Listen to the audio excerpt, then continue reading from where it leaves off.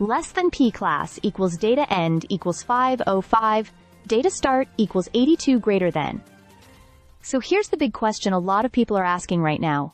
Why are Canada's largest telecom companies, Rogers, Bell, and Telus, suddenly selling stakes in the very infrastructure they once considered sacred? For years, these companies swore by owning their own networks. It was all about control, reliability, and staying ahead of competitors. But now, we're watching a pretty major shift. Let me break it down for you. Less than Ape class equals data end equals 941, data start equals 507, greater than Rogers just closed a deal that brought in a massive $7 billion by selling a minority stake in part of its wireless network.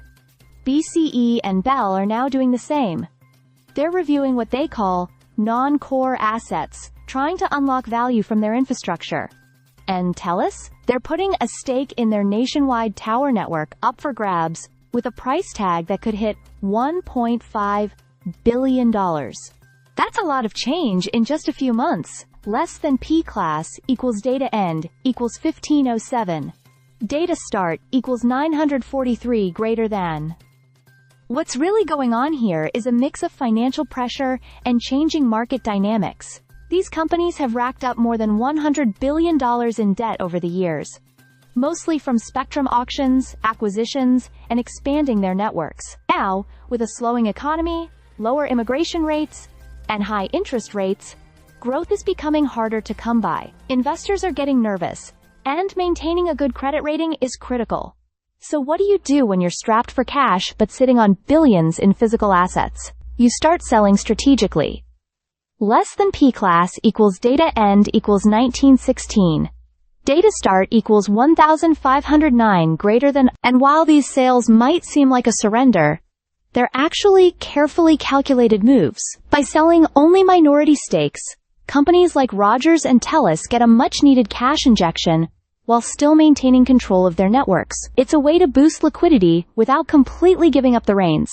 Plus, it helps meet government restrictions on foreign ownership of critical infrastructure. Less than P class equals data end equals 2359. Data start equals 1918 greater than. There's also a big shift in competitive logic. Back in the day, owning the whole network gave these companies a serious edge. But now, thanks to regulatory changes, competitors can access parts of those networks at regulated rates anyway.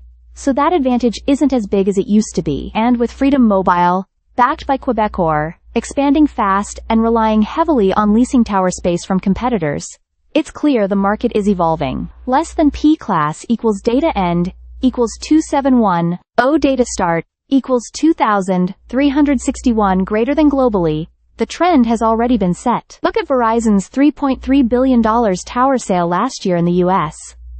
Investors are hungry for stable, utility-like assets, especially with the current economic uncertainty. And Canadian telecom infrastructure, which is still mostly owned by the carriers themselves, represents a rare opportunity for big returns. Less than P class equals data end equals 3052. Data start equals 2,712 greater than. So, did these telecom giants want to do this? Probably not initially. But between investor pressure, market conditions, and strategic foresight, it's starting to look like the smartest play on the board. Think of it as them stocking up for a long winter, balancing the books, shoring up their position, and staying ahead of a changing game. Less than P class equals data end equals 3218. Data start equals 3054 greater than. It's not just about survival. It's about staying competitive in a world that's moving fast. And sometimes, that means letting go of the things you once held closest. Stay subscribed for more videos.